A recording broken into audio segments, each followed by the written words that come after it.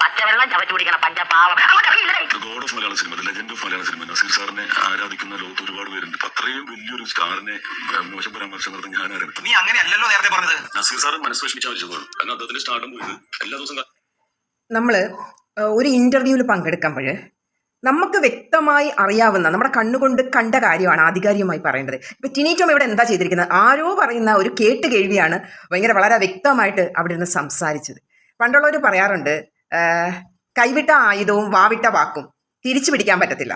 അതാണ് ഇപ്പം ടിനി ടോമിന് സംഭവിച്ചിരിക്കുന്നത്. വലിയൊരു മഹാനടൻ, എല്ലാവരും മനസ്സിൽ കൊണ്ടു നടക്കുന്ന ആ വലിയ നടനെക്കുറിച്ച് നമ്മൾ പറയുമ്പോഴേ നമ്മൾ അത്രയും അറിഞ്ഞിരിക്കണം. വ്യക്തമായി മനസ്സിലാക്കാതെ അല്ലെങ്കിൽ കണ്ണുകൊണ്ട് കാണാത്ത ഒരു കാര്യം വന്ന് ഇങ്ങനെ ഒരു പബ്ലിക് പ്ലാറ്റ്ഫോം, അതും ഒരു അഭിമുഖത്തിലാണ് പറഞ്ഞിരിക്കുന്നത്. അപ്പം ഇദ്ദേഹം എന്താണ് നേടിയത്?